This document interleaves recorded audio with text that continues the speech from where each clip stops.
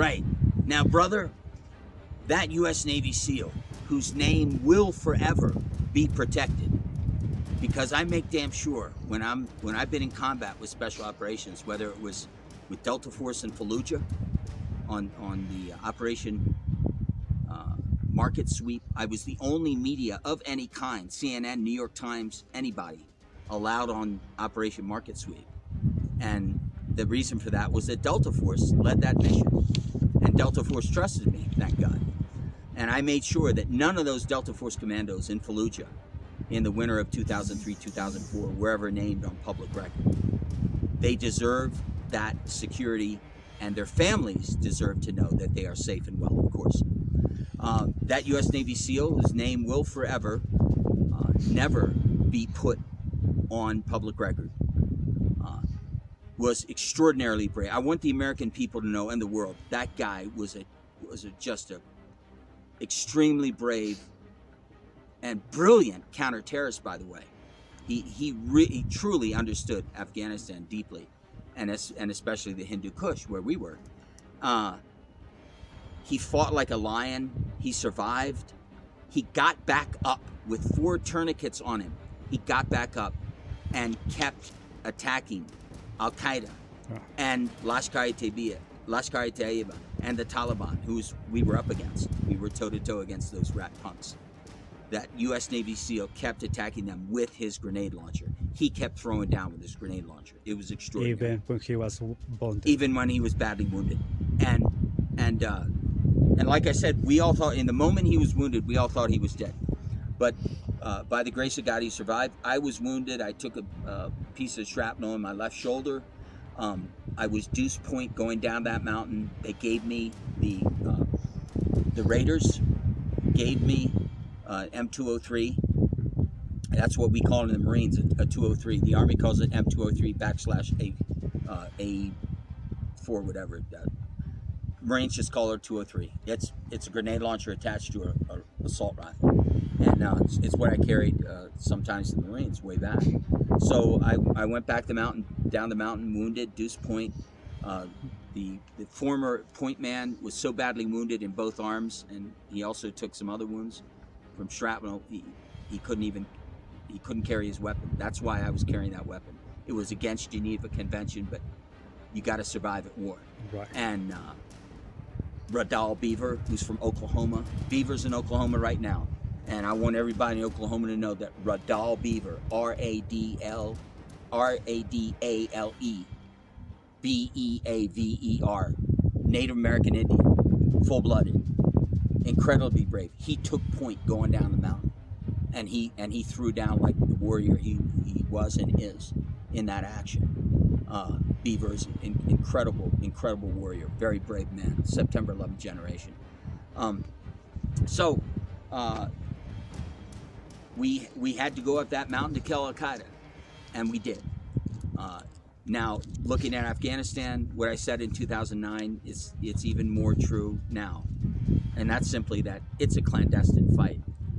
It is a clandestine fight. And billions and billions of dollars have been wasted by trying to win the hearts and minds of the Pashto. And the Pashto don't want their hearts and minds won. They don't even agree with each other on what they want, but they do agree on this. They want all foreigners out of Afghanistan. I can accommodate them. My strategy on Afghanistan and Central Asia is very clear and successful around the world, and that is, you do not send uniformed American military to Afghanistan. You send spies. You send counter-terrorists. You send them to do one thing: to take down the jihadis and seize their assets. That's it. No airplanes, no drones, no airfields, no uniformed American military. Spies and counter-terrorists. Kill the jihadis.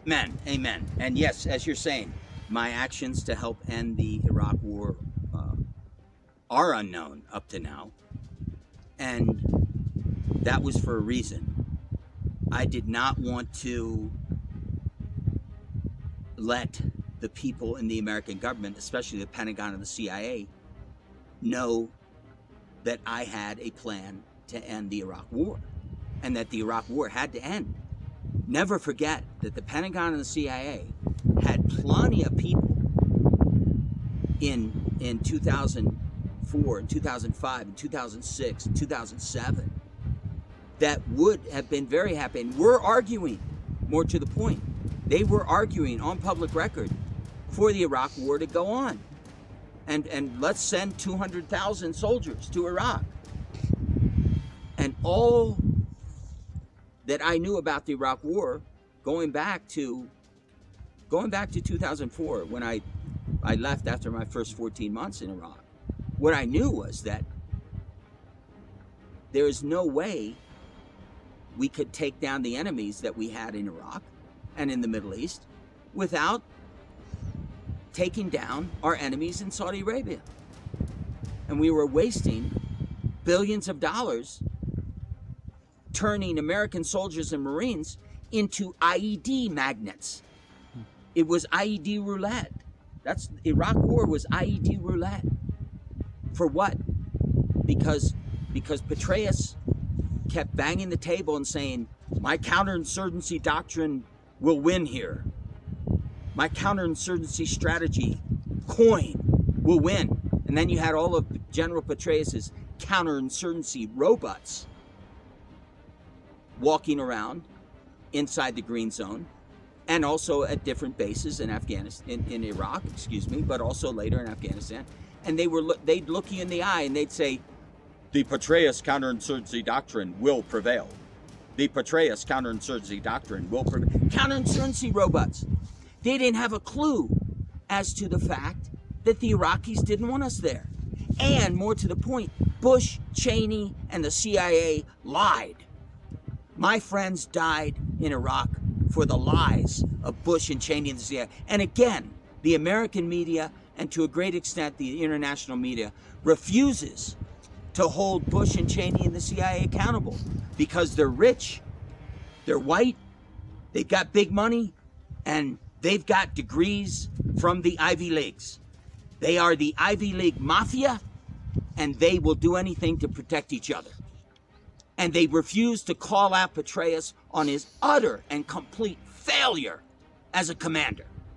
As a Kurdish counterterrorist said to Petraeus, you may have a PhD in counterinsurgency from Princeton, but you were not in line when God was handing out common sense. So I went to Hagel twice. The first time was perhaps the most important. I got him Among Warriors in Iraq. I signed it. I went into the U.S. Capitol building to meet him, and I met him in a stairwell. Nice. He was coming down a stairwell in the Senate side of the U.S. Capitol building. He was coming down a stairwell, and I thought, well, I'm not going to meet him in his office now, so I just seized the moment, and I said, Senator Hagel, you don't know me, but my name is Mike Tucker. I'm a Marine veteran, and I was in an infantry and special operations unit, MUSOC. I've been in the Iraq War for 14 months. We have to end the war, sir. And I'll never forget, Senator Hagel stopped. He looked me right in the eye. He reached out his hand, shook my hands, and he says, it's an honor to meet you, Mike. And I said, likewise. And I said, Senator Hagel, here are two of my books. I had Among Warriors in Iraq. I had an advanced copy of Among Warriors in Iraq, and I had Hell is Over, Voices of Kurds After Saddam, right? Hell is Over was later used at Saddam's trial to convict him for war crimes. It was evidence against him at the trial. And I felt like I was 10,000 miles high. I knew, because you see, the thing about Chuck Hagel, the thing about Senator Hagel, he is a warrior. In his heart, in his soul, he is a warrior. And he's a combat infantry veteran of Vietnam. But he is a straight shooter, straight from the shoulder. And I knew, you know that about people, especially having been to war. And I knew he will do it. I just knew he will do it. He has the understanding of how real life works. Yes. Not only behind the desk, not only theory, but the actual real life, how it does work, and how affects everybody. And he was so cool and so on the level to take my field intelligence, basically is what it came down to. I'm handing him field intel, right, on the Iraq War. 2 books, firsthand, primary source history, right? And telling him straight up, and it has to end. Well, I was certainly not alone in those calling for an end to the Iraq War. But in order to end the Iraq War, you had to stop the money. And the Senate, of course, could do that. I knew if Senator Hagel leads the movement and stands against the Iraq War because of his incredible credibility as a warrior, he will make a difference. Now, he was already headed that way. I'm not saying I, Mike Tucker, was the one who, I'm the reason Senator Hagel was a strong voice against. No. He was already that. I knew that. That's why I went to him. I knew he was looking for a way to end the Iraq War. But I gave him more ammunition. And then after my third book on the Iraq War called Ronin, I was the only writer who was embedded with a Marine scout sniper platoon for an entire deployment. So after I made sure he got Ronin, right, then he used that as ammunition too. And Senator Hagel, God bless him, Chuck Hagel's still alive. So Chuck, if you're looking at this, God bless you and your family, brother. Thank you so much for all that you did to help end the Iraq War. And also, of course, to President Obama, who got the job done. God bless you. When you were young, when I was a young wild man. Wild man. Yeah. I didn't want to say that, but that's still. Okay. You gotta say it, man. It's the truth. I was a young wild man poet. I'll tell you that. Well, I do want to say it, but it was right okay. with you. I will answer that question. Here it is. When I was a young wild man poet, 83 to 86, in my apprenticeship as a poet and writer in Washington D.C., I think helping the refugees was the best damn thing that I was fortunate to do, blessed and fortunate to do. And the thing that I remember most about that time was just before I volunteered for Marine Infantry. So it was July of 86, and I was in this artist collective called the Javarama Artist Collective. And there were artists, there were painters, there were sculptors, there were actors, there were screenwriters, or playwrights, right? There were playwrights, and I was the poetry rep, right? And I organized poetry readings there, and I had been very active in the poetry scene in DC and all that time. Actually, 2 things that I remember the most. One is in July of '86, I was given a poetry reading at a jazz club, and this couple came up to me. And I'd seen them in the audience in different clubs where I'd been reading poetry in DC for 3 years. But they'd never talked to me. And they came up to me, and I'll never forget, the woman looked at her husband and said, "It's okay, isn't it?" And he said, "It is." And I thought, okay, well, they got something to lay on me. Right. And the woman said, "Mike, we've seen you, and we've heard your poetry. We've been to a lot of your readings. But my husband and I want to tell you that your new poetry that we heard tonight, it's so fresh, and it's like Zen. It's like Zen, and we love it. What happened? What are you doing?" And I said, "That's so cool. One of the highest compliments you can get, as a writer and as a poet is somebody tells you it's like Zen. Whoa! So your poetry's like Zen. Thank you so much." And lo and behold, they were both professors at Georgetown University, right? As it turned out. So, talking with them, I said, "Well, it's the French poetry that I've been reading this summer, since late May. It's the French poetry that of the 20th century that has really invigorated me and shown me a whole new way of writing. and it has a lot in common with Hemingway, but at the same time, it's very fresh and authentic. And Hemingway was my biggest influence as a young writer. Now Homer. If somebody asks me who's your favorite writer, Homer. And I still dig Hemingway's work, but he's not my biggest influence anymore. But it was on your past. In my 20s, I mean, there's a lot 20s, of people comparing you now to Hemingway. That's so true. that reflects. That's true. I appreciate that, and what you're saying is true. It's most cool. Yeah. If as a young writer, if somebody had told me you will get your dreams, you will travel the world, you will work as a writer, making all your money from writing books, which I did from 2002 to 2010, and you will get your dreams, and people will compare you to Hemingway, I would have said, yeah, and I'm going to be the king of Egypt. But the pyramids came into view, thank God. So that's the one thing, that's the main thing I remember from that time, that extraordinary praise, and then talking to them about how the poetry of Roger Giraud and Eugene Guillevet had profoundly influenced my work and changed my life, really, in every good way. And then also I said, and also to answer your question, I'll never forget in that time when the great Achilles Magana, El Jefe Achilles, the great Achilles Magana, who was a lady killer, Lord, God bless him. So just real quick, for those that doesn't know who is Achilles. Okay, just real quick. Yeah, Achilles Magana was an incredible leader in the movement to stop a second Vietnam War in Central America. I was part of that movement. I protested. I was in the streets. We were in the same house.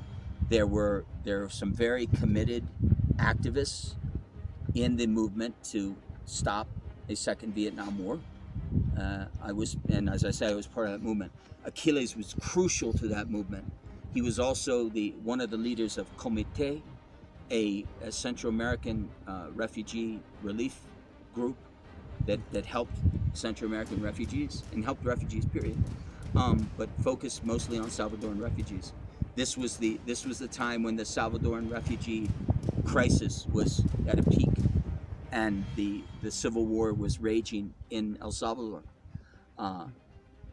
We had friends that if they had been deported, they would have been killed by Salvadoran right-wing death squads within 20 minutes of being on the tarmac at San Salvador International Airport. We made sure that did not happen. We made sure that we protected our friends and kept them from being deported. And the thing that I've talked with you about is the one case where we got a Salvadoran refugee from Washington D.C. to L.A. I'm not going to say how we did that. Yeah, don't say names either. And I'm not going to, and I'm never going to say names. But in fact, I'm not even going to write that as a book, as fiction. But we got that Salvadoran refugee who was in dire threat of being deported. We got him to East LA, where his wife and daughter they'd already moved there, waiting for him, right? And we got them to a safe house in the sanctuary movement. That was in '86. That was in June of '86, and so they are alive today. They're in California. They're American citizens. Right. So just real quick, on that situation, immigration and all that, some people say, well, why are you gonna help some illegal immigrant? Why so special about him? Why did you do that? Oh, is it because he's a human being in need of being helped?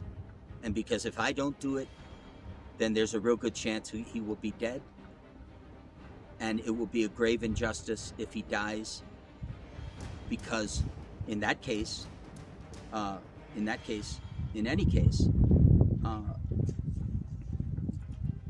his life is in grave danger. People say you have a choice. No, you don't have a choice. If you make the wrong choice, he's dead, right? There's only one choice there. And all these people running around saying, well, there's two sides to every question. And No, as Stevie Wonder said so eloquently, were there two sides to slavery? No, exactly. So, looking at our time, the Trump completely screwed up our immigration system for the last 4 years. And Biden is facing an immigration crisis right now that is in large part caused by the idiocy of Trump, who is a racist. Trump is and was, I'll use present tense with Trump. Trump is a racist, Trump is a rat punk, and Trump needs to go to jail tomorrow. Trump needs to be in jail for sedition, for domestic terrorism, for incite to insurrection, for inciting a coup attempt against our own government. Americans must never forget, this is our government, this is our land. The politicians work for us, we don't work for them. And if they screw up as badly as Trump screwed up, they damn well need to be in jail. It's just like he put all those innocent kids in jail. Those illegal kids that were coming in with their parents. They were innocent. They don't have a say. And he ripped them out of the arms of their parents. Right. That's a lifetime of trauma. That's a lifetime of trauma. And the only thing Trump cares about, only things that Trump cares about, his ego, his bank account, his ego, and his bank account, right? He's a complete narcissist, and the ignorant rat punk Trump doesn't even read. We elected a president who doesn't read, and then 74 million people voted for him again. He does not read. The idiot. That is idiocy. So let me ask you your second question first. In terms of my cancer, the irony is if I had stayed in Portugal, I would be dead. I had no symptoms of cancer, and specifically prostate cancer. I had no symptoms. And my cancer, as one of my oncologists told me, your cancer started in late March or early April, as best I can tell, 2019. So late March, early April 2019, I was in Portugal. My book had gone to contract, Cansado do Vento, and I thought I'm going to be in Portugal for the rest of my life because I had a small property there, and the publisher wanted my next 4 books. Well, Cansado do Vento did not rock hard. I had to sell my small property up in the mountains, and I had to come back to the United States knowing I'm going to be homeless for the first 2 weeks or even a month of being in the States. Where do I want to be? Where do I love in America? Since I'm not going to live in Europe, where am I going to settle down in America? And New Mexico came right to mind because I'd been in the American Southwest a few times. My grandfather had been in Arizona, and I loved it out here when I was a kid. And I knew New Mexico was right. What do you love about New Mexico? What I love about New Mexico is as a veteran, the New Mexico people have treated me with incredible respect and kindness and genuine affection. As a veteran, it is incredible to walk into, for instance, going into a Smith's, a grocery store here, and somebody sees my tattoos, and a little kid says, "Mommy, is that man a commando? Maybe he was a Marine." And then the mother says, "Yes, probably. Can I talk?" Sure. And you say, "Hey, how you doing?" And yes, I was a Marine. I was a commando. That's right. And God bless you. And I hope that you and your mother and father, have a wonderful life. And then they look you in the eyes and say, "Thank you for your service," and they mean it, right? So that's an incredible thing. That makes all the difference in the world, especially as a combat veteran, but just as a veteran, period. So I had a decision to make. I made the decision. I'll go to New Mexico, but I'll do it for a reason. I will hike from Santa Fe to Albuquerque and take the photographs for a mountain desert song, which I did, which is up on Amazon. And that book of photographs quite literally saved my life, because once I was in Albuquerque, after hiking from Santa Fe to Albuquerque from July 31st to August the 13th, right, was the last day of that hike. And I found the New Mexico Veterans Integration Center, which is a veterans homeless shelter, and I qualified. And again, I did not know at that time I had the cancer, right? I did not know, but I had to go in for different examinations, physical examinations for the VA. I had to give blood and for a regular examination. They caught my cancer early, and the VA sat me down. My great oncologist, Dr. Michael J. Martinez, brilliant guy. Mazel tov, Dr. Martinez. He loves to say Mazel tov. He ain't Jewish, but he loves to say Mazel tov. He's a cool guy. And also the great nurse there, Julie Martinez, incredible professional. And also Dr. Robbins, again, great professional, right? They saved my life. And Dr. Martinez sat me down. He's my primary care oncologist, And he said, I'm getting you your primary care, Monica Martinez, who's an FPN, family practitioner, incredible nurse, great lady, Monica Martinez. She's here at the VA. She's going to be your primary care. I'm your primary oncologist. And he said to me, I'm confident that your radiation at the UNM will be successful. That's what's going to happen. You're going to go to UNM Cancer Care Institute for your radiation treatments. So then March 24th of 2020, roughly a year ago, almost to the day, I went in for my first radiation treatment at UNM Cancer Care Institute. And there, the incredible cancer care radiation team of the Taus twins, the lovely Andrea, and I won't say her last name. Okay. and her twin sister, who was the first, the big sister, as she calls it, Amelia,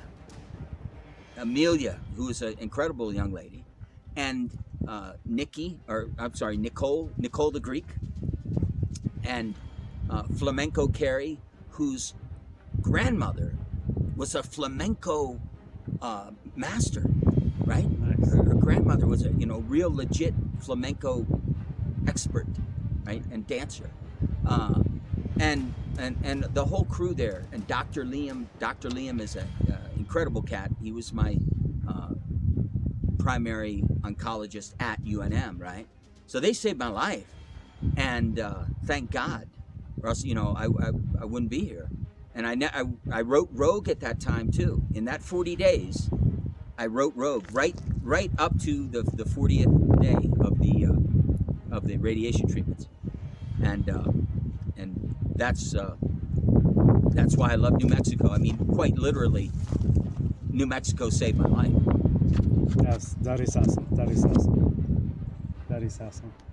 Now, Thank you. Also, too, you are the only counterterrorist specialist, right? A writer in the world who is standing against the Pentagon, against the CIA. You're right. I'm the only counterterrorism specialist writer who's standing against the Pentagon and the CIA on China, and also on counterterrorism. And the reason why I'm coming out in a very public way, obviously, very public, against the CIA and the Pentagon on China is because they do not know what they do not know, right? They are simply willfully ignorant about the history of the Chinese Revolution and how it applies today. And you have people in the American media, in the international media, who say, oh, well, that the Chinese Revolution and what happened in the 1930s, that's not really relevant anymore. And who is saying that? The people in the media who are saying that have never lived and worked in China. Interior Ministry of China sat me down 2 days into my stay in China, my glorious 3 years on the North China coast. Interior Ministry sat me down, the Chinese FBI, and they said, Mike, we know who you are, we know what you've done in counterterrorism, and we know you're a Marine infantry veteran with a special operations background, and we know you're a writer. We just want to know, are you here to write books and teach? Is that it? I said, hell yes. And you guys can put a tail on me. I don't care. Right? You will discover I am here to write and teach. I'm here to listen to you. I'm here to listen to China. And I listen to China. And I am the only counterterrorism specialist in the world who has lived and worked in China. Right? but that gave me even more insight into, for example, for Suzanne. Okay, by understanding, by getting some understanding, by listening to the farmers and the fishermen and the businessmen for 3 years in China, while I was there working as a university professor, I got a profound insight and finally answered the question I had that no history professor could answer when I was a BA at James Madison University. You know, I did my bachelor's at James Madison. Later on, I got my master's in literature there on the GI Bill. But the question I had as a young history major was, why did Mao win? None of my professors could answer that. They all said, well, this is why Chiang Kai-shek lost, because we didn't give Chiang Kai-shek enough money, enough guns, etc. This is why Chiang Kai-shek lost that. I said, no, I'm not answering that. I'm asking, why did Mao win? None of them had an answer. I found out why Mao won. Why? Burn the opium, keep the gold. That's why Mao won. Burn the opium, keep the gold. Mao was brilliant at ending the horror of opium in China. And Mao was responsible for the revolution in education that's happening in China right now, which I was blessed and fortunate to witness. And while doing that, I wrote for Suzanne the only book set in on the North China coast, or period, in the guerrilla war in China, in North China during the revolution. Oh, Mike, thank you very much. Thank you for this opportunity, for the interview. Thank you for your time. Thank you for everything that you have done to save all these lives, thousands of lives. Which most of that you took it from your heart. Amen. Because you felt it was something to be done, and you did it. The good Lord gives us gifts, and if we ignore those gifts, then we do not honor the gift, and we fail to realize our destiny. And thanks be to God, I've got a few gifts, and thanks be to God, I realized that as a young poet and writer, and as a young counterterrorism specialist. And I really appreciate what you said. As a Marine too, your service as a Marine infantryman. Thank you so much. You're welcome so much, brother. My pleasure. It was an honor and a privilege. It was mine. It was my honor, actually. Thank you so much. You're welcome, my man. God bless you. God bless Dios you. te bendiga. Y también, viva Emiliano Zapata.